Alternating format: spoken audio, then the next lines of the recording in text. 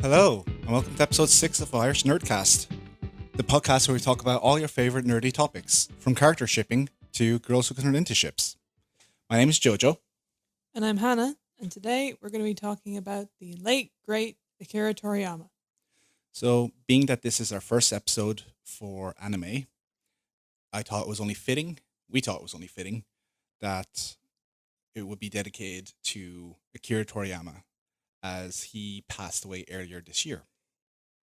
Yeah, about a little over 6 months ago from time of recording. So, for listeners who don't know who Akira Toriyama is the creator of Dragon Ball, is the most simplest way of putting it. He's done so much more than that. Yeah. But he is the man who brought Dragon Ball to generations of fans. Amongst many other things. Yes. Countless other things. And we're going to discuss his works, the impact his work has had on anime since he began his career in the 1980s, I want to say. Somewhere around there, yeah. And also just our general, thoughts and opinions about said works. Yeah, and just our feelings in general. It is a massive shame to lose such talent from the world. But we will try and honor him with this episode, and we'll have our little discussions about the anime that he has done, the games that he's worked on, and other little bits and pieces. Yeah. I want to start this discussion off then with a question for you. For me, okay. Scary. You're the only person here. Hope so. What was your first exposure to Akira Toriyama? Do you mean my exposure to like when I actually know who he was, or no, like casting your mind back, and like, oh, actually, the first thing I watched of his or I learned of his work was XYZ property. Yeah, so I didn't actually have TV until much later in life, or at least I didn't have satellite TV. I didn't have Sky or anything like that. So I only knew of Dragon Ball from my cousin Dean, who we've mentioned in the previous episode. But shout out to Dean. They were selling bubblegum, Dragon Ball bubblegum, in our local newsagents. That's a interesting way of learning about this. So I didn't know anything about Dragon Ball until I seen this bubblegum. Okay. And I was like, oh, that's cool. What's that? And Dean knew what it was, and he told me about it. So for the longest time since, I still didn't watch Dragon Ball. I knew about it from osmosis. Yeah. And my first experience with Dragon Ball was actually a video game. And Akira Toriyama in that sense. That was one of the Budokai games, right? Yes, it was actually still one of my favorites, which was Dragon Ball Z Budokai 3. Love it when it rhymes. Yeah, and then Dragon Ball Rage and Blast 2 is probably the next favorite of mine. Because the reason I ask is when we said that we were planning on doing this episode, I started thinking about that question. Because similar to you, I didn't have satellite TV until I was like a teenager, and by that point, the things I was watching was like Naruto and the like. So I started thinking like, when did I first watch Dragon Ball? I don't think it was until later in life. Was there anything else of his that I was aware of? And as you know, one of my favorite games is Dragon Quest VIII: Journey of the Cursed King, which has all of the character designs by Akira Toriyama. Yeah. And did you know at that point? No, at that point, because it was my first introduction to Dragon Quest as a series. That's another series that I'm going to touch on a little bit later in terms of like the timeline of his career. That my dad had bought for myself and my brother because he mistakenly thought it was a co-op game because it had both a boy and a girl on the cover.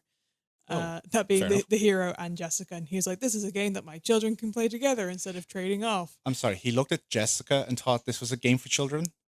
It was also the Platinum Edition and had an award sticker. So he thought, yeah, this will be a good thing for my preteens. And it was. And, maybe it was a mistake later down the line. But I was thinking about it, and I was like, that must have been what it was. And then when I was looking through Toriyama's back catalogue of work, I was like, oh, hang on. My first exposure to Akira Toriyama was Dr. Slump. I'm actually going to feign ignorance here. I don't know what Dr. Slump So is. Dr. Slump was I've had to do additional research on this because, again, for context, I've not watched Dr. Slump. So, but what I mean by that was my first exposure to Akira Toriyama is, if you are unaware, anime and manga did not come over to Ireland until like the late 90s, early 2000s, right? That's when Pokemon and Yu-Gi-Oh started getting really, really big. Sailor Moon as well. And this was stuff that was showing on the Den on RT2 or whatever.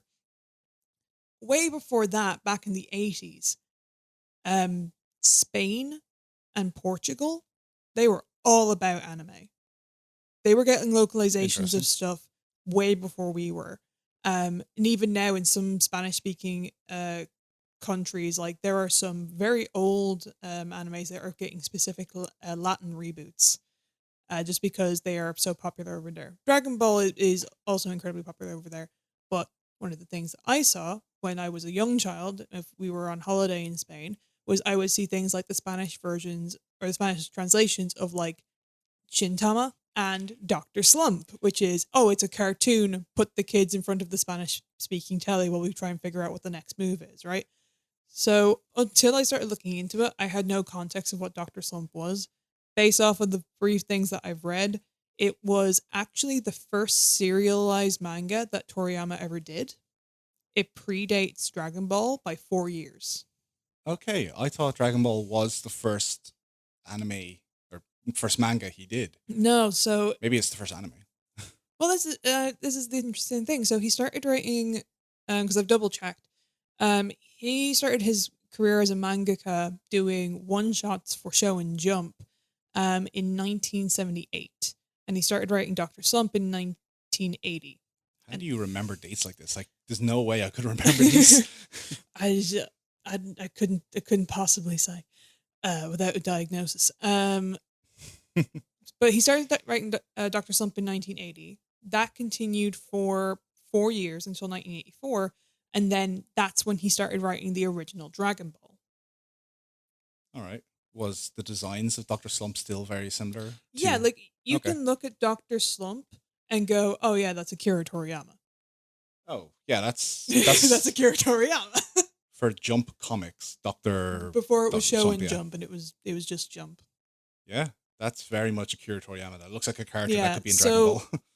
The concept behind it, as my understanding, is the little girl on the cover of most of the artwork. She's the protagonist. She's a little robot girl created by the titular Dr. Slump.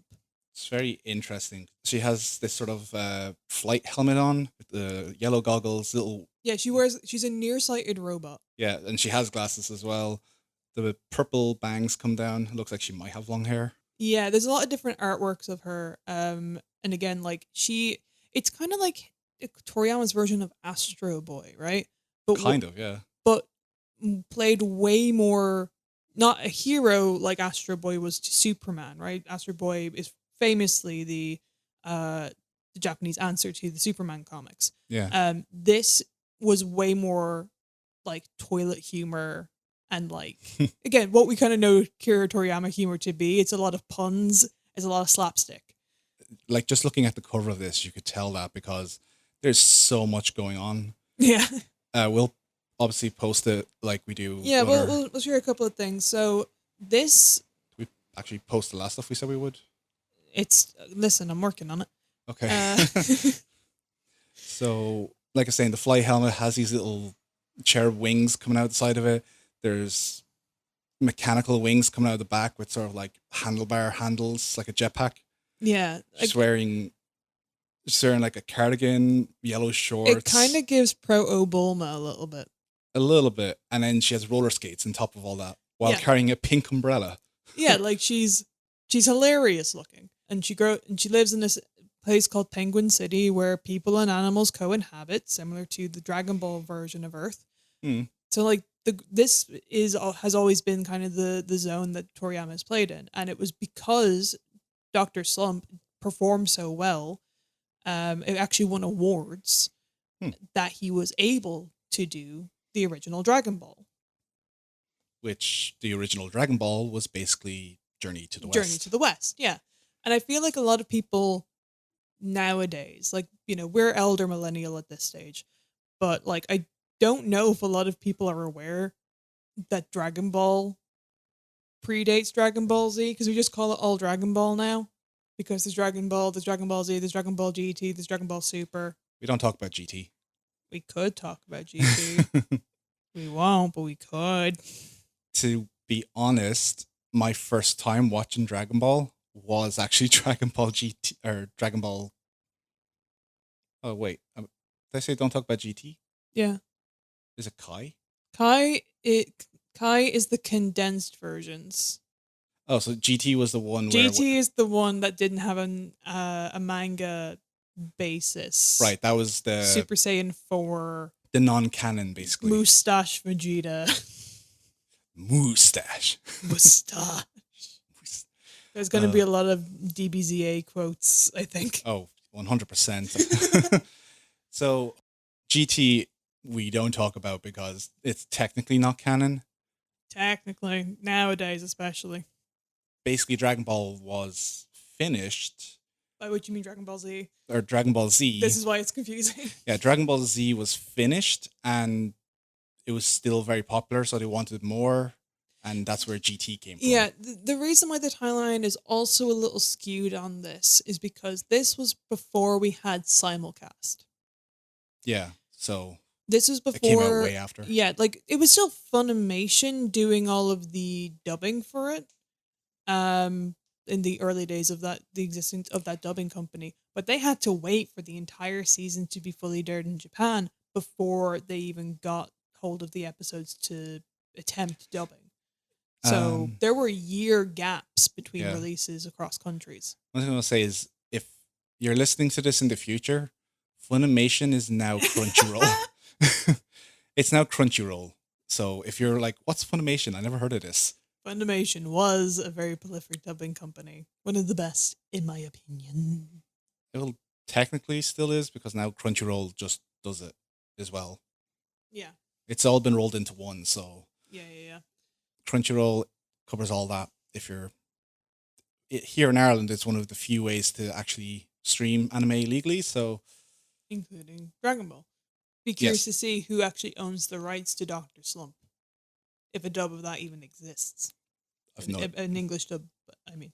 Because as established, I saw it in Spanish. Yeah, well, I'll look into that. So... The Dr. Slump anime, though, ran from 1981 to 1986. So 5 years? Yeah. 243 episodes.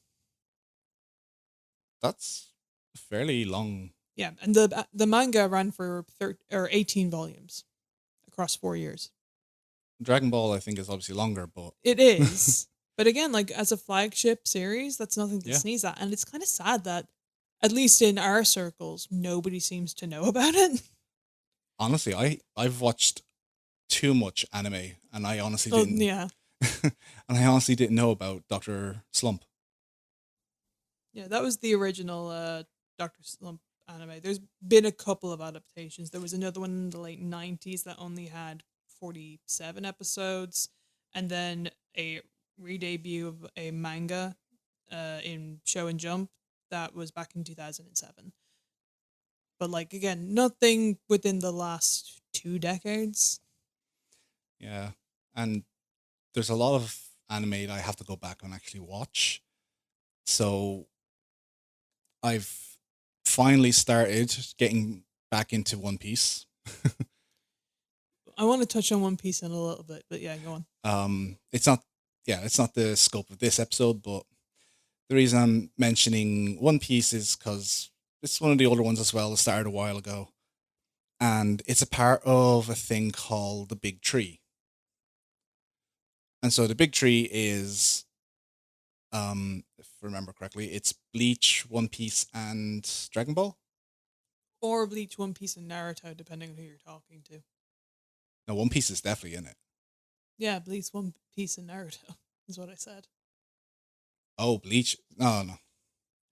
I guess it's debatable. Yeah. Yeah, this is what I meant when I wanted to say I wanted to talk about One Piece a little later. We might as well talk about it now. Because Dragon Ball, and specifically Dragon Ball Z, has been cited as like the father of modern day shonen anime. That's why you'll Yeah. often see recreations of that classic photo from Naruto that always gets recreated with like adult Goku in the back and then Luffy, Ichigo, and Naruto as his students. Oh, nice. Like you do with Kakashi, Naruto, Sakura, and Sasuke.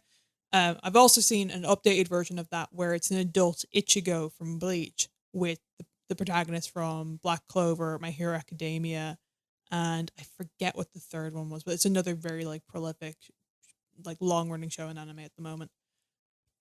Yeah. I think Dragon Ball and Dragon Ball Z were sort of the foundation for a lot of anime's tropes and stuff like that. It certainly made them more known to a Western audience. Like, Yeah. there's a reason we refer to things as like the tournament arc, the Boo arc, the Cell arc. And there have been variations of that over time. Like, anytime there's a school exam, I go, oh, it's the tune-in exams. You know? But like, yeah. it definitely, again, the only reason the tune-in exam exists is because Dragon Ball did tournament arcs the way that they did. I'm probably not knowledgeable enough on older anime, but it probably was one of the first to introduce the concept of arcs and like set stories in these blocks of episodes. Or chapters, as it Yeah, or is chapters. required.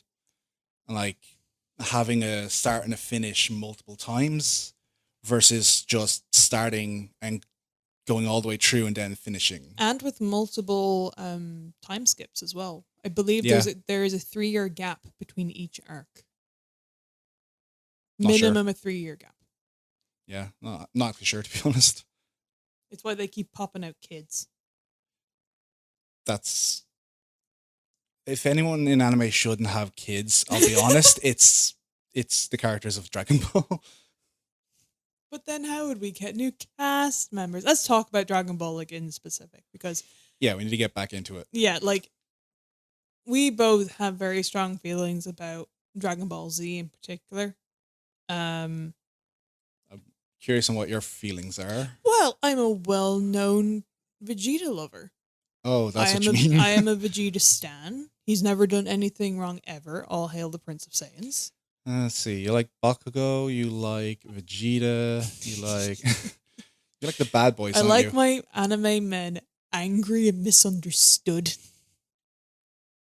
Something you trying to tell me here? Listen, I was right about Vegeta and I was right about Bakugo, okay? History vindicates me. What's it? The Stan? Is that, Yeah, or not? I'm a Vegeta stan. No, sorry. The term for it's not the antagonist. It's the foil. He is the Started off as the antagonist. if we're going by the 5-man band as very helpfully described by OSP, Overly Sarcastic Productions, Vegeta is the Lancer Lancer. That's to the term. Goku's hero. Yeah. A lot about what I know from storytelling and like the terms actually came from Overly Sarcastic Productions. I recommend we will include a link to them in the description. Yeah, if you haven't listened to them before or watched them before, I highly suggest that they do amazing content. I think I had them as a recommended channel on Twitch as well. I believe so. But anyways, Vegeta is the Lancer. Yeah, he kind of sucks. He shut up. He's great. Making a lot of enemies here right now. Listen, all right. So here's the thing about Akira Toriyama's approach to one, character design, but two, character writing in general.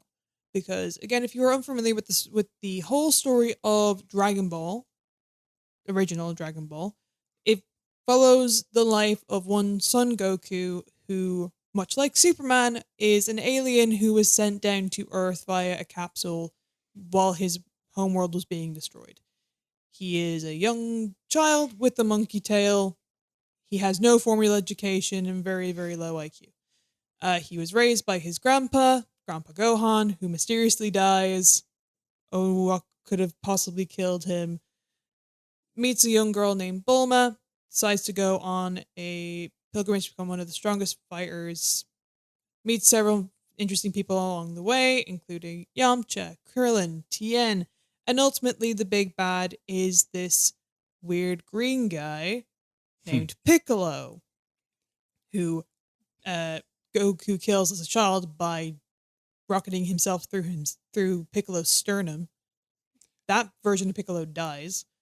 It gets complicated. Yeah, Piccolo Jr., who we now just know as Piccolo, then picks up the mantle. He and Goku fight when Goku is a young teenager in a tournament. Again, tournament arcs very prolific in Dragon Ball. And this is the first instance of Goku being like, I'm not going to kill you because I want to fight you again. Let's be friends forever. And Piccolo reluctantly agrees. And that's, again, like, simplifying it, that is Dragon Ball. Dragon Ball Z picks up with, hey, Goku's an adult now. He's gotten married. He has a kid who also has a tail. Goku lost his when he was a child. Don't worry about it. Very plot relevant. But it is very plot relevant. But, and then all of a sudden, somebody claiming to be his brother has come to Earth. He says that they are an alien race known as Saiyans.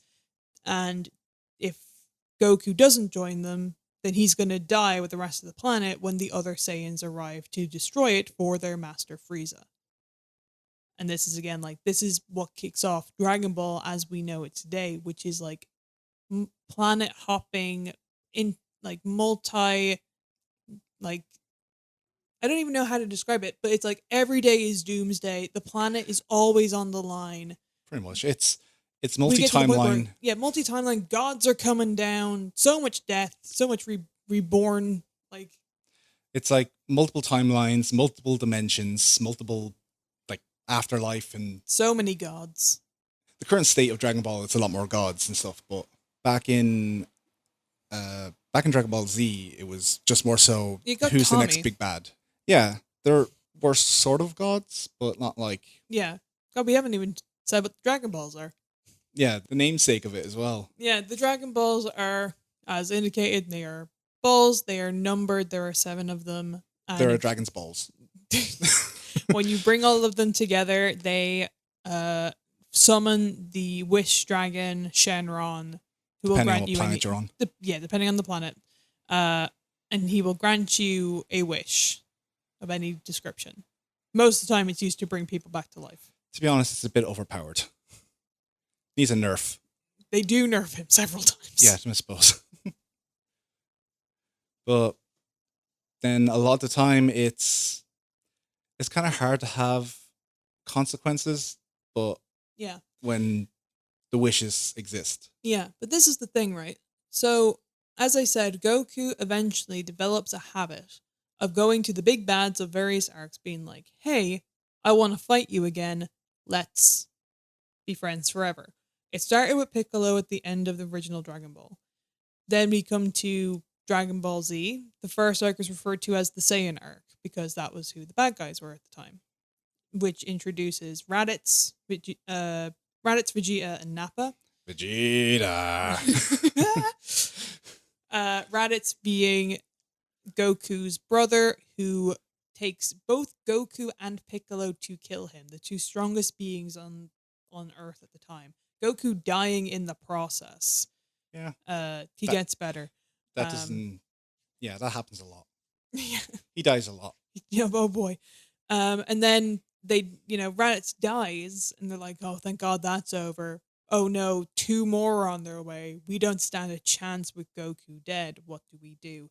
And again, Goku gets better from the dying thing after a really agonizing long fight in which multiples of his friends die, including Yamcha, Tien, Chaozu, Piccolo.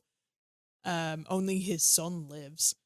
Nappa gets killed, and Vegeta escapes to try and find his own set of Dragon Balls on the planet Namek, which is where his boss Frieza is. The goal being he wants to wish for immortality before Frieza can. But again, Vegeta starts off as a major antagonist of the first arc and remains a character throughout Dragon Ball Z, Dragon Ball Super in perpetuity because he was really popular and because Akira Toriyama wanted Goku to have a foil. Hmm. And he grows a lot as a character, but his motive initially is basically just always trying to defeat, as he calls him, Kakarot. Yeah, Goku's dead name. Basically, like his Saiyan name on Planet Vegeta is Kakarot. Yeah, because of vegetable theming. Yeah, his naming conventions had a lot to be desired, in my opinion. We'll get to that. But yeah, Vegeta's there the whole time trying to defeat Goku, always being the one that needs to one up him, doing anything to be more powerful, all while living on Earth. Yeah, like it's definitely fueled by one, inferiority complex, but two, the fact that they are the last two living Saiyans. That Because they're again, aware of. yeah, they keep finding more, but Frieza, the bad guy who mentioned previously, has allegedly wiped out all other Saiyans and recruited Prince Vegeta, Nappa, and Raditz as kind of the last three, being like, all right, these. I think Vegeta was only like 15 at the time the planet was destroyed, so it was kind of like, all right, we will mold these three to my whim. I mean, Nappa was an adult, but don't bite the hand that feeds you, I guess. Um, but But yeah, so it comes from an inferiority complex. It comes from the fact that he is the prince of a dead nation, and now he has finally found another person of like his tribe, for lack of a better word, who doesn't care about the hierarchy they're in, he who is doesn't much stronger than him. he doesn't care about Saiyans.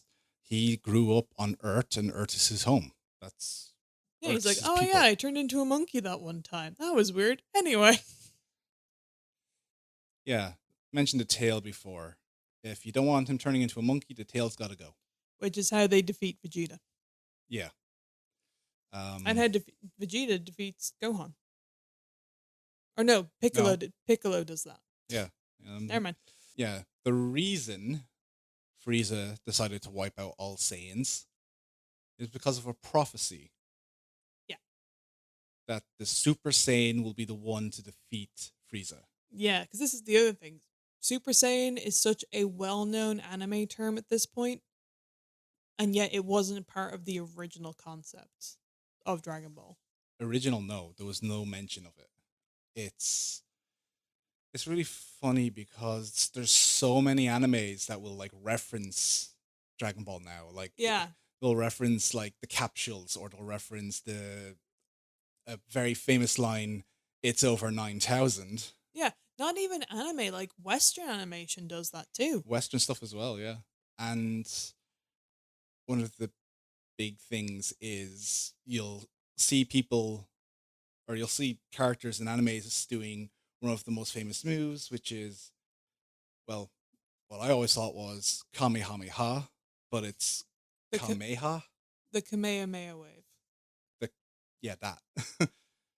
But Hadouken. Hadouken! So, There's also the Ginyu Force oh, the Ginyu pose, yeah. pose. See that everywhere. So many. It's been such an inspiration for so many people that it has bled through into other people's creations. Yeah. But I do wonder, like, because as we said, Dragon Ball Z was so popular. They're like, all right, we got to keep this going. And Toriyama was like, no, it's done though. I've ended it with the Buu saga. Like, Goku is now chronologically in his 50s. He's going to train this new character, Oob, and they're walking off into the sunset. This is where it ends. And then they went, no, we're going to keep making the TV show though. And that's what spawned GT. Yeah. which is a reason why a lot of people don't talk about it. To be fair, it was actually a very good ending for Dragon Ball. Like The it's a, original ending, you mean?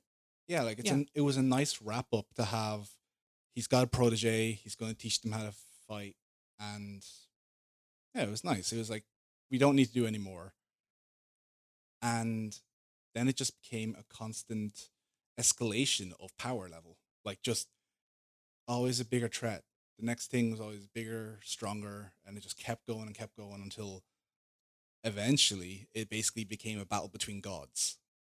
Which is where we're at with Super and Superhero, Yeah. So which Super started in 2015.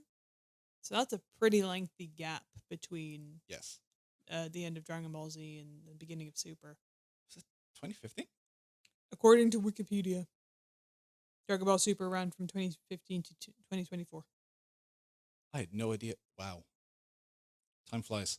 Like So, we are talking recent. so But it's not as though he didn't work on any other manga in that time. no, and he's in all this time that Dragon Ball was happening, there was so much more that he was working on as well. Yeah, like one of the ones that we discovered fairly recently actually was Sandland, which he wrote in the year 2000. Yeah. Um He wrote that in 2000? this is the thing, right? Oh, So Sandland he wrote in 2000. I It didn't know only that. got an anime adaptation in 2023. And it also got a video game adaptation that year as well, which I'm now playing. It's interesting because I actually haven't. I don't know if the anime is on Crunchyroll. I've never seen an ad for it. This is the thing, right? So every time I look up, I'm trying not to look up too much about the plot of Sandland, to avoid spoilers because I am really enjoying the game. Did I say Sandland or Sandman? I meant Sandland. If I did, Sandland. Um, no, sorry, I got it backwards. So the manga came out in 2000. There was only one volume. There was a movie in 2023.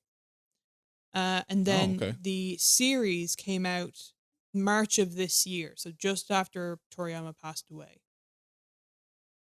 okay, and for 13 episodes. the game was released alongside that, or The game was released in April wow, this okay, year. So again, 23-year gap before this thing got an adaptation, which is kind of insane for somebody as prolific as Toriyama. yeah, and one of the one of the biggest things as well. So that was in hand. That was a manga, an anime, and a game all together. Uh, Well, I mean, not at the same time, but like, a, a movie, an anime series, and a video game within a year of one another. Yeah. but they all are a part of. They're all part of different medias. This one thing that he created bled out into other media. Yeah, and it's interesting because again, I've not looked up anything in specific because I don't want spoilers. But every time I do see it pop up on my feed, it's always you guys are sleeping on Sandland. Sandland is amazing. You guys should be watching Sandland. More people need to be talking about it. It was the last video game that he worked on, It's so good, guys. and it is from watching Hannah play it. I haven't played it myself yet, but it looks like It's fun. a very classic, kind of a very classic Toriyama experience. Yeah, like overview of it is you play as another prince. He loves putting princes in his games. Prince of Demons, Beelzebul. He has a lot of things that he likes to stick to. Yeah. There's designs that you can always tell it is his design, and there's plots that are always kind of similar. Yeah, there's a notable character reuse in Sandland, which is the King of Demons, Lucifer, who is just Deborah from Dragon Ball Z. I honestly though I was all for it. I was like, oh my Yeah, god, like Deborah was barely a character in the Buu saga. Absolutely reused that. I thought that was brilliant. Yeah. Like I loved his design, and when I used to play Raging Blast 2, it was the character I always picked. Oh, really? Oh, that's Yeah. cool. That was I didn't actually realize. I must have missed the episode that he was in, but like I He didn't realize. he's there for like a minute and dies. Yeah, He's the first kill Boo has. I had no idea who he was. I just seen him in the game and thought, oh, he's cool, and never really knew what. Like I knew he was in Dragon Ball. I never knew where. He had a Majin symbol on his head, like his whole deal. So But yeah, you play as this young demon prince. You are in a world called Sandland where it's post-apocalypse. There is no water. Any water is controlled by the royal army. And a human sheriff comes to team up with you and says, "I want to find an oasis." It's very Mad Max, and they go off to find it. that's the real basic concept of it. Yeah. Like that's the barest bones overview. So one of the things I wanted to bring up, what I was saying with the spanning medias. Mm. So Dragon Ball inspired a lot of anime, a lot of stories. Like it was sort of the father of that genre, as you said earlier. Yeah, it is And definitely the blueprint. yeah, like the sort of foundation. And he created the foundation for what we know as JRPGs today. He certainly had a hand in it. Yeah. He was one of the major influencing factors. I know the likes of Final Fantasy and what's it? I think Mana Trials of Mana came out way later, but these sort of games were the initial idea behind a JRPG. The person, the heroes versus the monsters. That sort of style. Like, there was an article that I was reading, which is basically how another huge franchise that's out today is Pokemon. Yes. And Pokemon took a lot of its inspiration from early Dragon Quest games. Yeah, and to go back to the timeline of Toriyama's career, because he's been working on the Dragon Quest series since its inception. Dr. Slump came out in 1980, finished 1984.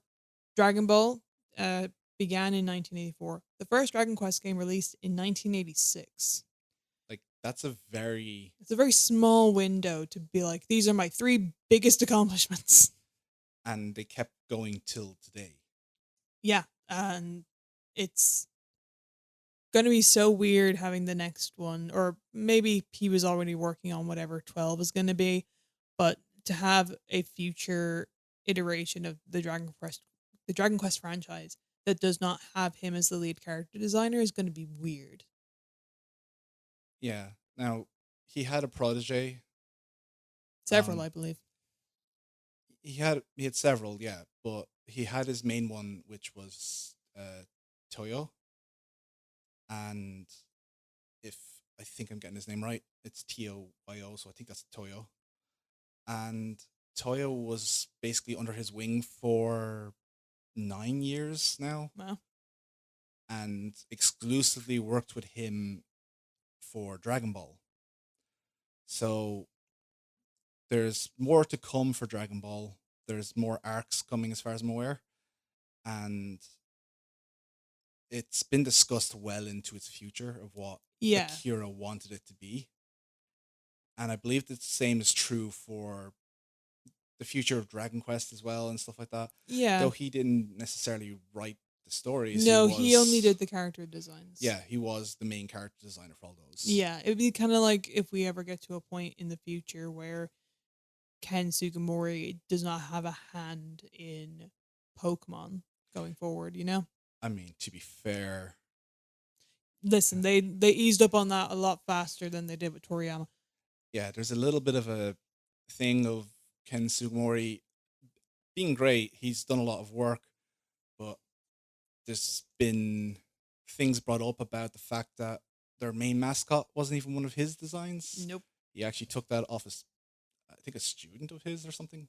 A female art student, yeah. Yeah, female art student of his. She was working as an intern. Yeah, and there's a lot of stuff where apparently Ken Sugimori has been basically just putting his name to things, going like, He might change one 90s. little detail. Yeah, the That's 90s his design now. the 90s were a different time. And that's kind of happening recently as well. A lot of things. Ken Smoguri, he signs off on everything now.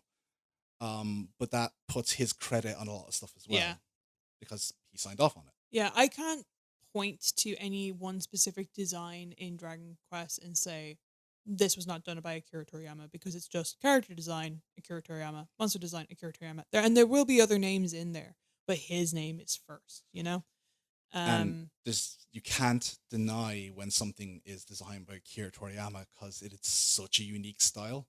It's also such a classic style. It's Yeah, one of the he's reasons never why changed it. Yeah, it's one of the reasons why I think Dragon Quest is kind of timeless in its look. And I do want to kind of like to come back on it, considering the fact that it began in the 80s, Yeah. where you only had like 5 pixels to work with. And they were given like this beautiful artwork by Toriyama of like, here's what your hero looks like. Here's what the party members look like. Put that in your pixels. And they're like, we will make the colors match. And obviously, as they went along, I believe 8 was the first true 3D game in the Dragon Quest franchise. I could I'm be not wrong in sure. saying that. It might have been 7. They got into Dragon Quest very late. Yeah. But like, it's so beautiful to me, at least, because I'm a huge fan of Dragon Quest, especially Dragon Quest 8. I own figurines of the main party members. How do I describe this? Okay, so there's something when you compare. There's like something when you compare the designs of the main cast of Dragon Ball versus the party members of, we'll say, Dragon Quest 8, because that's the most well known. There is a beautiful sleekness to the design of the Dragon Quest characters that you kind of lose the longer Dragon Ball goes along, because the designs don't change much, maybe with the exception of Gohan. They just get bulkier and bulkier and the eyes get frownier and frownier. Whereas it felt like in Dragon Quest, it was fresh and new every time. Because even when you compare Dragon Quest 8 to Dragon Quest 11, there's a lovely through line in terms of like colors and everything. But you can tell that like each design has so much care and thought put into it. I love these games. I love these characters so much. And that's what we're here for, to nerd out about stuff. Yeah. Fun fact, the main protagonist of Dragon Quest 8 shares the same color scheme as Goku. Oh. Oranges Yeah, and he blues. does. Isn't that fun? Isn't that neat? Love video games. Love anime. Yes, that's why we have this podcast. Yeah. So, and speaking of the designs of like the characters, like he designed the monsters. So Yes. what a lot of people know as a slime in video games. So normally like a little blue sphere Or green. or green. It's just normally a sphere with like eyes on it of some sort. Like it'll be normally like that. A slime in Eastern, well, not Eastern, but like in Japanese media, typically comes from Akira Toriyama's design of a slime in Dragon Quest. Yeah. It's the most iconic Dragon Quest monster for sure. Yeah. Is the original blue slime with the little derpy smiley face, and then how that progresses. And it's always interesting, again, as a Dragon Quest fan, to see how they try and make new slimes, Yeah. because they all gotta have the face. I'll have to have the face, but they're all slightly different. Yeah, like Like, I absolutely hate metal slimes. oh, metal slimes, King Metal Slimes, the worst. Love their design, hate their gameplay. But again, like it's something so simple. We're like, all right, Toriyama, we need another slime. Make it orange. Call it a she slime. They're not different in any way. This one just has 1 extra point of HP. Serious? Yeah, it's literally like in the description of the creature, it says, it's not known that there is actually a gender differential between she slimes and regular blue slimes, but it's just easier to call them she slimes. There's also the heel slimes, which are the little jellyfish ones. Yes, I There remember. are the liquid slimes, which are the poisony green ones. And then you have the flying slimes, which are just the bat, Yeah, because it's the exact same face as the slime, but flying. yeah. They all have really great pun names. Oh, the boss calamari, or Calamari, yeah, with yeah. his two appendages, Tenta and Tickle. Yeah, there's so much puns and just idiocy in the naming conventions for stuff that Kira's worked on. Like how we were mentioning before that, so we have Vegeta, and he has a brother. I don't know what media is this, GT or is this? No, Tarble, his brother Tarble, is from one of the movies. Oh, it's a movie. Yeah, Mm. okay.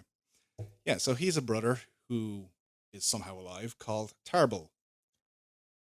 Vegetable. Yeah, so Vegeta Tarble. So yeah, got vegetable. We got Goku, whose Saiyan name is Kakarot. And his brother Raditz. Yeah, Kakarot and Raditz. And then we have Nappa. We know Nappa is a type of cabbage. Yep. And Bardock, Broly. Yeah, they're also the alternate universe versions, which are Kale, Kaba. So a lot of vegetable themes for Yeah, and the this naming wasn't, conventions of Saiyans. and it wasn't unique to the Saiyans either. Like all of majority of Frieza's alien based minions were that weren't like central characters like the Ginyu squad uh were named like Apul Oh, and Lehman. I didn't even notice that, Yep. actually. Yeah, didn't even think of that. And then you got Jace. Spice Australia. Spice Australia. Again, lots of DBZA quotes here. Deep. Yeah, Dragon Ball Z Abridged, though I have certain grievances about it, but they're they brought Dragon Ball back into the limelight for a new generation. Yeah, like it's actually kind of insane. And it's something that they've spoken about before where um people conflate their interpretations of the episodes as like purely fan work. So, a huge part of the Cell saga is when Gohan fights Cell and wins. And it's an amazing moment in anime history because this is such a meek character who, similar to Goku, we had watched grow from a literal toddler up into a young teenager going up against a big green alien and winning. It very much mirrored the original series of Dragon Ball in that way.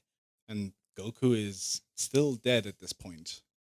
Just died actually at that Oh, during the died cell. again. Yeah, he'll get better. But there is a great piece of music used in the final moments of that fight in which um, Gohan is about to unleash a really powerful Kamehameha wave. He has just gone Super Saiyan 2, the only character to have done so at that point in the series. Um, like the ghost of his father is standing behind him. It's there's such a cathartic, emotional scene.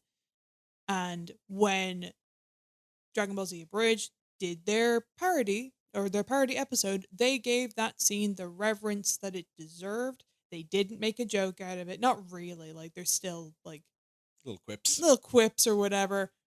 Cell is still saying banter. And it is very funny, but it still has all that same emotion behind it because these are huge fans of the series. And they kept the music, right? Because the music is phenomenal.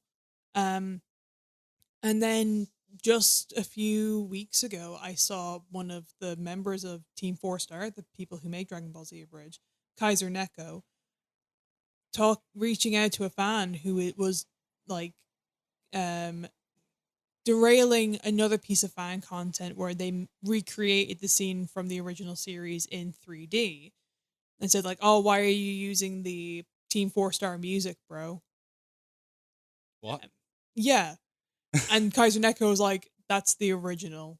Appreciate that you're a fan and everything, but don't try and like put somebody down to bring us up when we all just like the same stuff."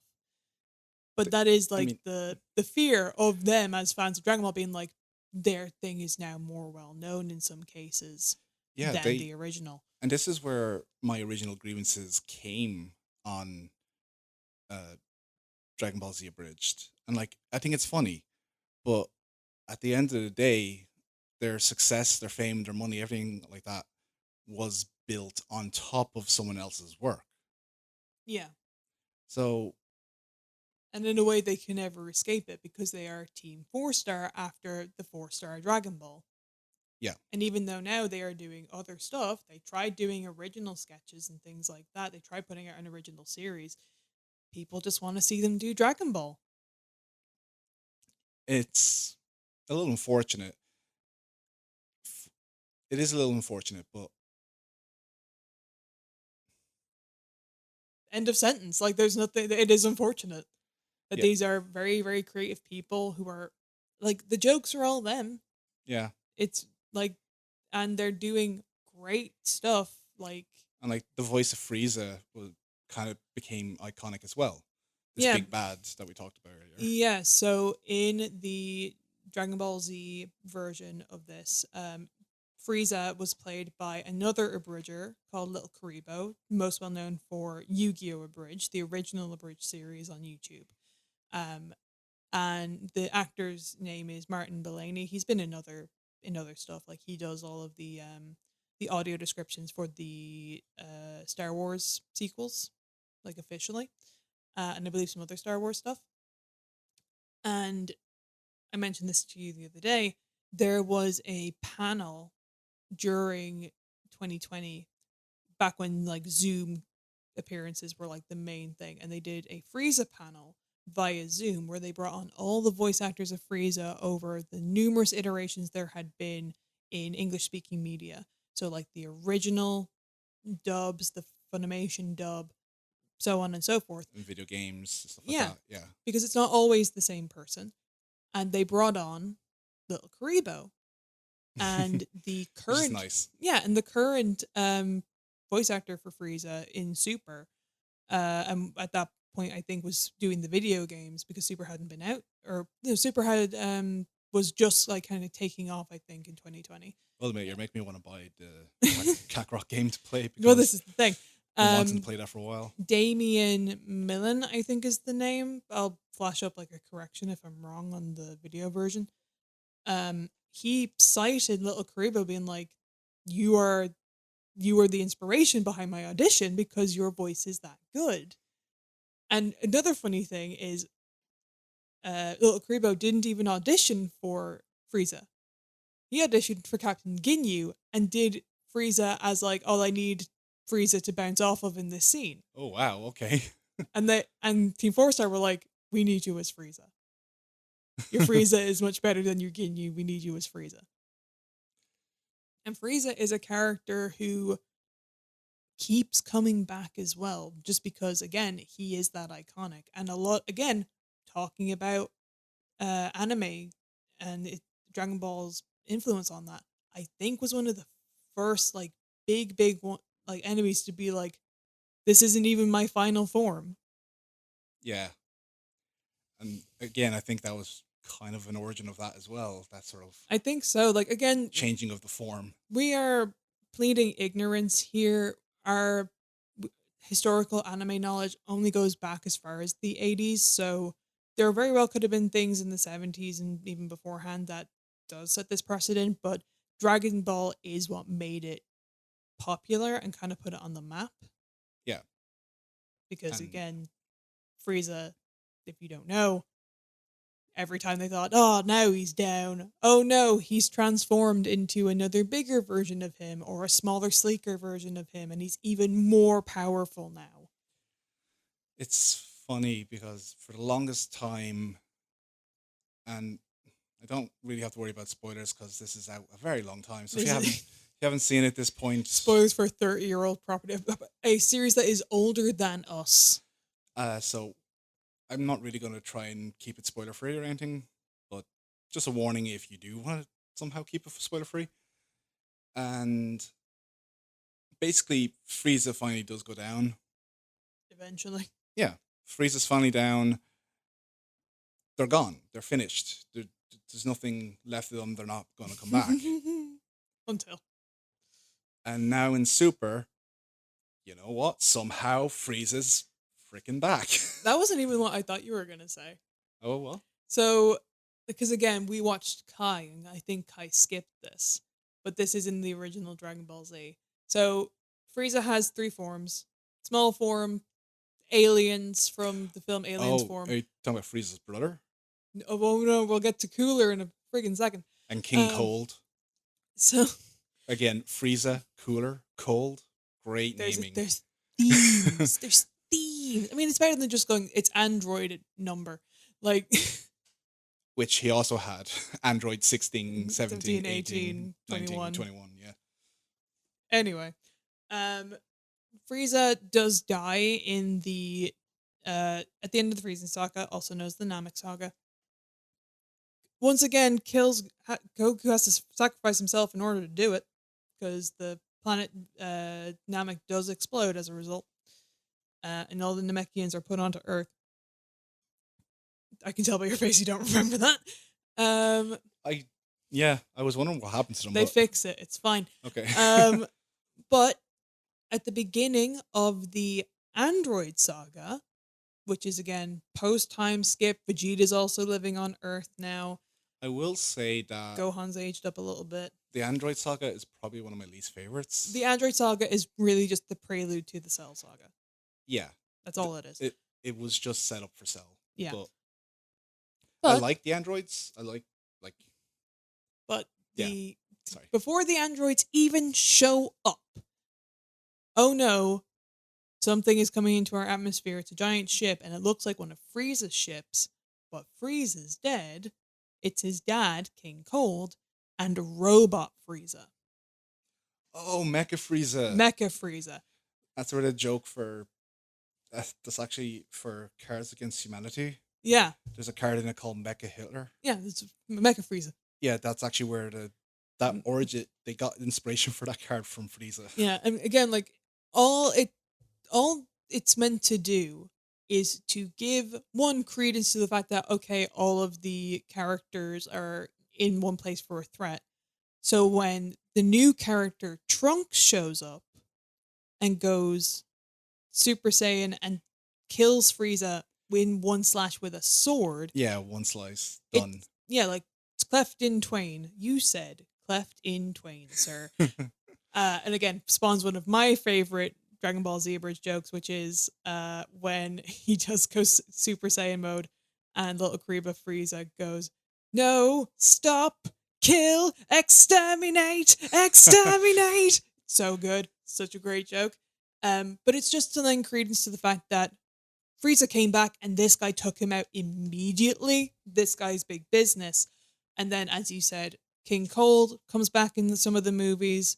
Frieza's brother Cooler is an antagonist in 2 of the movies, and he's just Frieza but taller. And then in Super, he goes on about how his little brother was so much weaker than him. Yeah, and then Super, Frieza does the Dragon Ball Z thing of, I want to fight you again, want to be best friends forever? But sure. But not for realsies, because of course he's lying, because it's Frieza. And then has a halo over their head now. Yeah, because he's dead. That's going to be fun. Yeah, I'm curious because, again, we did a little bit of research prior to this video, which is how I'm able to pull the Dr. Slump numbers off the top of my head. Speak for yourself. I didn't do anything. Well, we did a little bit of checking on the wiki. Thank you to any wiki editors out there. You're doing God's work. So I suppose I did learn about tights. This is what I was going to say. So we were debating about what, if you are, again, themed names. Bulma Briefs, one of the main characters of Dragon Ball, And has Vegeta's wife. and Vegeta's wife and Trunks' mother. They also have a daughter whose name is either Bulla or Bra, depending on your the localization. And we were trying to remember what her mother's name was. Apparently, it's Bikini. I remember it being Bunny. I don't know if that was just from a fan fiction I read because apparently she was unnamed for a very long time. Um, but we learned via the wiki that Bulma has an older sister by the name of Tights, who appears in the manga Jacko the Galactic Patrolman, which was released in 2013. It only had one volume, it only ran for like a few months.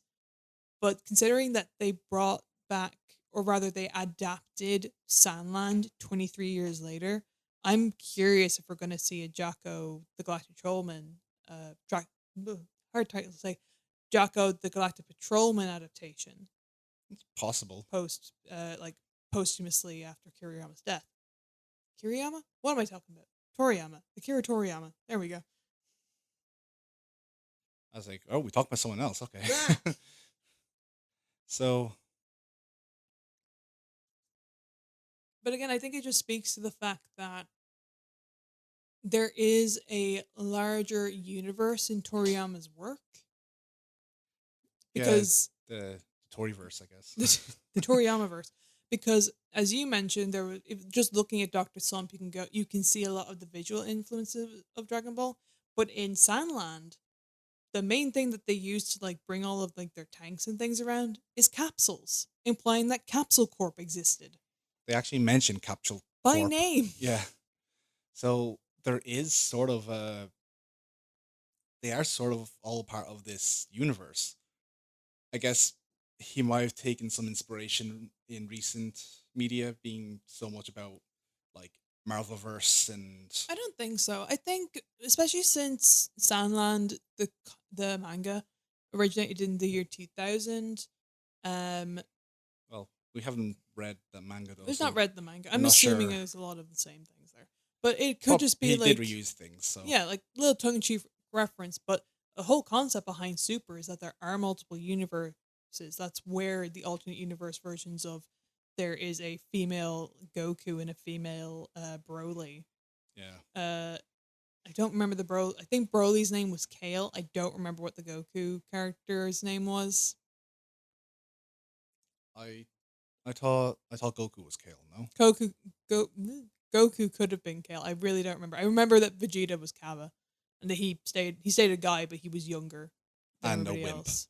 Yeah, Basically, the female Goku was Vegeta, and so female Goku is very much like a Vegeta, like just angry, wants to fight and stuff like that. And then Vegeta's counterpart is such a wimp. He's just cowardly, doesn't want to fight. And Vegeta makes it his personal goal that no Vegeta is going to be a wimp, and like tries to kickstart him and train him and stuff. So I think that's really funny, honestly.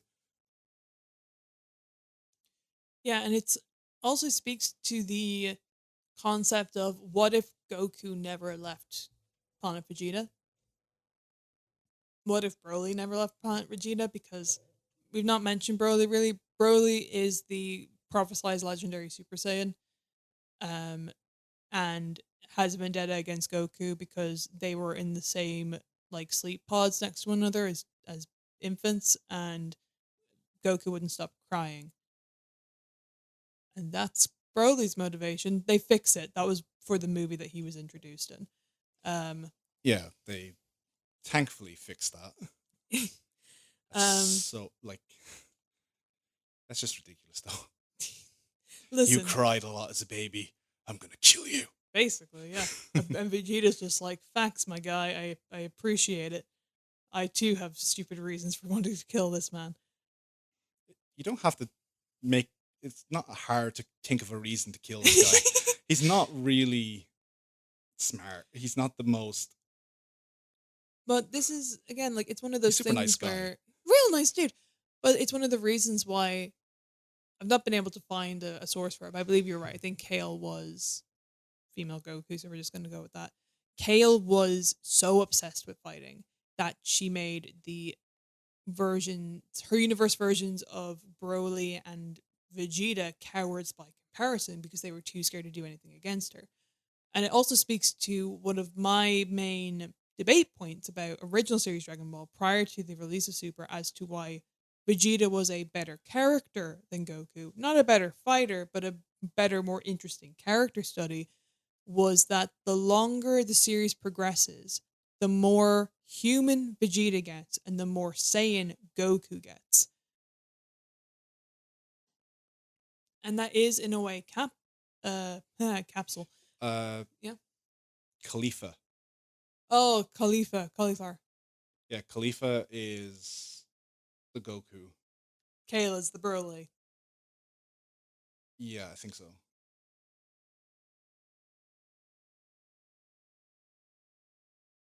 Yeah, I don't know. I don't know what Vegeta's name is, but that's what I found. I believe it was Kaba.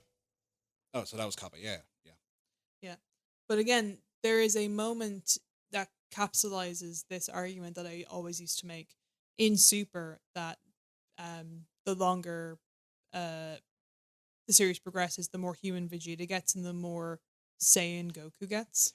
Yeah, very much so. He just lives the fight at this point. Yeah. And it's shown in two ways. One, it's shown in the character design. Because their character designs are iconic, but Goku's doesn't change over the course of time until the very, very end. He's always ready to fight. He's always in his gi. Yeah. He always looks the exact same, and Saiyan's age slower than everybody else, so that's potentially why. But Vegeta's design changes over time. He starts off in his in the Saiyan arc in what people refer to as Saiyan armor, but more realistically, it's Frieza armor. Technically, yeah. Because all of them wear it, not just the Saiyans.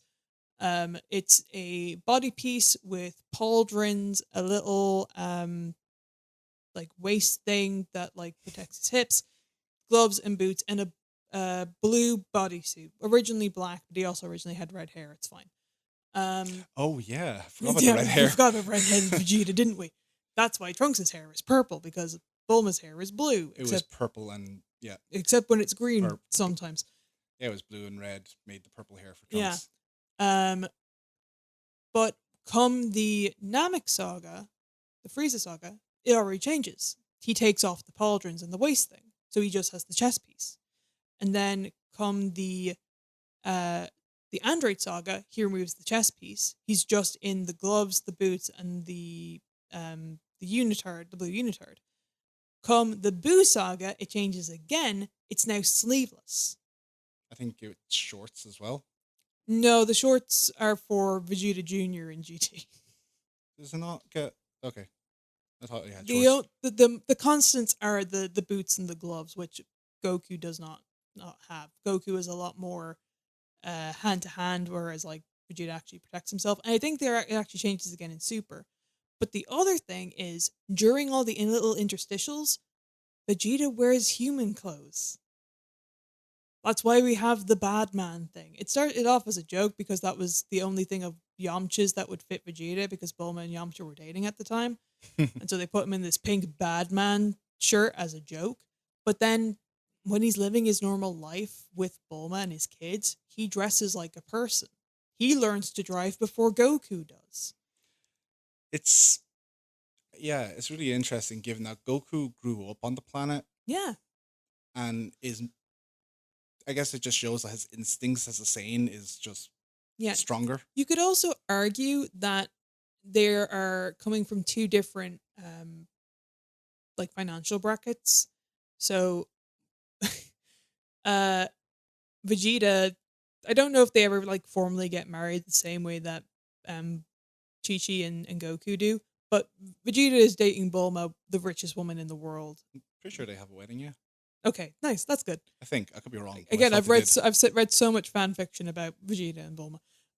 It's hard to differentiate what's actually canon now. I don't want to know the details.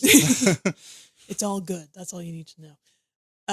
Your definition of good would be different to mine. Anyway, Bulma is the head of Capsule Corp. She's the richest woman in the world. That is canon. Whereas Goku and Chi-Chi live on a farm. Yeah. There is a bracket difference there. But the Oops. other thing that really puts it together is there is a scene in Super that has been memed to death at this point because it was even from a few years ago. I think it's released in 2019. Oh, is this the? This is the birth of Bra, Oh, yeah. where Goku and Vegeta have been undergoing training by a person named Whis, who is in servitude to the god of death, Beerus. Um, Bulma is heavily pregnant at this point with their second child. Is it death or destruction? I don't remember. I could be. I thought it was destruction, but I could be wrong. Cat god, The cat guy. Beerus.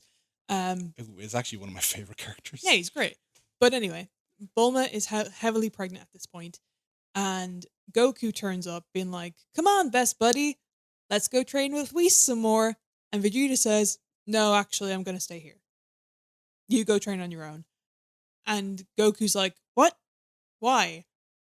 And Vegeta reluctantly says, and even Whis shows up being like, "Vegeta, I thought we were going to train today. Let's go. It's not like you to not want to train." Also, I just love how flamboyant Whis is. Yeah. And Vegeta says, "No, Bulma could give birth any day now. I want to be here. I wasn't here when Trunks was born." And Because he wasn't. He was off becoming Super Saiyan. yeah, and just in comparison, Goku wasn't around for any of the births, I don't think. That's literally what Goku says, being like, "What? I wasn't there for the births of my kids, and they're fine." Like, he does not understand how the birth of Vegeta's child outweighs fighting. Yeah. And it's such a polarizing moment because Vegeta spends so much of his time trying to be better than Kakarot. Everything was about getting stronger. So Yeah. much so that in the Buu saga, he made a deal. Yes, he did with Babidi. Yeah. And gave up his humanity because he felt like his humanity was making him weak. Mm. And he just became a monster. Like, Killed so many people. Yeah, and to actually do good, he sacrifices himself in that moment. Yeah, in the fight against Boo, he kamikazes himself. And I think that his last words are talking about his family in that moment. Yeah. So He says, "Bulma, Trunks, I'm sorry." Like, he just apologizes to the people he loves most. and then gives himself like Goku never does that. so. Yeah, Vegeta's humanity has just grown and grown throughout the series, and Goku's Saying this, like, Saiyan just gets stronger and stronger. I would like to see Goku become more of a character in the sense that he's more than just fighting, but this is the thing, right? So this is one of the areas where I think GT rubbed people the wrong way the most. Was we're now going to talk about GT. Now is the time to talk about GT. GT had the biggest time jump in the franchise at that point. As I said previously, they had been maybe 2-3 years in between arcs. This spanned a decade. So Gohan's child Pan aged up. She's like a preteen now. Trunks and Goten are adults. Bra has already been born and is already a teenager. And once again, Goku's changed a little bit in terms of his appearance. Like, he's wearing something slightly different. He immediately gets aged down to child Goku again. Like, mentally still an adult, still in his 50s or whatever the case was, but is now visually a child. Vegeta has changed totally. He's grown a mustache. He's cut his hair. It's now like in a flat top, and he's wearing exclusively human clothes. So again, even though Toriyama wasn't directly involved in the creation of GT, and I don't believe he had much hand in the designs going forward at that stage, it was still perceived by the people behind Dragon Ball at the time being like, this is the trajectory this would have gone. Vegeta would have been even more humanized visually than Goku. Yeah, that makes sense. And actually, Speaking of child Goku coming back, yeah, speaking of the fact that somehow whenever he has progression, he always resets. resets. Um, Dragon Ball Daima. yes, that's the last animation I believe Akira Toriyama has worked on, Yeah, so it's going to come out in October. which is very soon. Yeah, a couple of weeks away as we record this. Um, all we really know about it really is like there's been a couple of things put out on the official Akira Toriyama Instagram page. Um, overarching thing is, hey, aliens and demons are real. Yeah, I think it's like "Welcome to the Demon World." That was the tagline of it. Yeah. Yeah, a guy comes down. I think his name was Glorio, and Sorry, listen. what Glorio? I think listen. All right, this is the when That Goku. sounds like something else. This is the blurb, right? When Goku and friends shrink due to a conspiracy, they explore the unknown demon realm with Supreme Kai, Glorio, and Pansy. And Pansy. And Okay. Pansy. So Dragon Ball's not going away. And while this is the last thing Toriyama worked on, as you said, he outlined what his plans were for the cast, uh, for his crew rather. Um, I'd be curious to see how Daima goes through things because it does feel very different to what Super was going for. It's. It feels like I don't know how to explain it. It feels like kind of a just more fun route. It feels like what's that series where it was all of those isekai anime in one, like they were all combined Isekai together. Quartet. Yes. Yeah. It kind of feels like that. Just like we're just gonna make them all small, we're gonna put them in a new bizarre situation, and we're just gonna see what happens. We're just gonna remove them from their current dilemmas and just put them in a new situation. It does seem fun. I want to give it a shot, but Yes. I don't know. I really don't. Is it canon? I just don't know. We'll have to wait and see. It's not a movie, I don't think. It's described as the 5th anime installment of Dragon Ball, which makes me Oh, think it is canon in a way. But again, it's yeah. just like It new mu- things. I thought it was a movie. Maybe it is an anime. We'll have to wait and see. October 11th is when it Or comes out. it's all anime. I mean, a series. Yeah. And also Dragon Quest 12 is going to be releasing at some point in the future. It was announced in 2021. Which is interesting because it stated that Sandland? Sandland. It was stated that Sandland was the last video game that Akira Toriyama worked on, but that came out well before 12. Yeah, not sure at what point in development 12's at the moment. Both Toriyama and the composer have passed since its announcement. Yeah. So all we have is the title. But Dragon Quest 3 remake is coming out, and so will be followed by the remakes of 1 and 2 as well. So you will still be able to see some Akira Toriyama work in the meantime. Which we'll definitely try and maybe stream at some point if we I can. would love to stream that. I've not played those 3. Yeah, so if you're interested in us streaming those, please let us know. If I didn't have a day job that I rely on so that we can do this in my off hours, I would 100% do a stream or a series of streams where I just play every single Dragon Quest game in order of release. So if that's something that interests you and you want to see that, Patreon.com/Irish Nerdcast, please and thanks. help us take some time off work to do more of this. Oh, I would love that so much. I'd have a conspiracy board like Pepe Sylvia. Oh, my dream. So I think we're at a good spot to end this discussion, I think so. and we can probably bring so much more of this up in future. We're definitely going to have another anime talk very, very soon, and I'm sure Toriyama's work will be mentioned at some point. Yeah, actually, I believe we've had a little bit of a rejig because of certain schedule issues. Sorry. And the next episode that we are recording soon and releasing to get us back on schedule is actually going to be our personal watch list and recommendations for animes that we think people should watch. You're gonna hate mine so much. Most likely. But people are probably gonna I feel like mine's gonna be very degenerate at some points. Oh boy, yeah. No, yours is gonna be interesting. Some points. And then I like trash anime. I'll just put that out there now. I like trash anime of a different variety, but we'll get there. So before we head off, we need to mention a couple of our socials and links. Calls to action. So you can find us on most social medias other than TikTok at the moment. We're too old. Yeah. We're starting to do a couple of shorts for YouTube, but we're working on it. Yeah.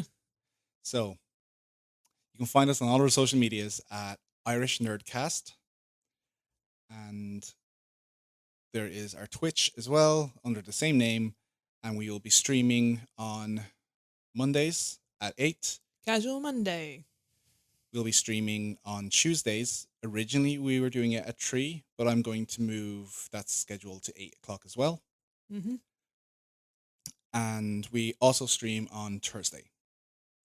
Right now, the games consist of Tavern Talk, RimWorld, and Xenostone Zero. But we are very interested in hearing what games you'd like to see us play, and we'll try them out. Yeah, we're also going to be putting up a couple of polls when we get closer to October in terms of like how the schedule is going to change when we incorporate some spooky games into the roster. All of October is going to be our spooky season. Everything's going to be about horror games, spooky things, anything to do with the creepy crawly. It's going to be fun. Yeah, she's going to torture me. Oh, yeah.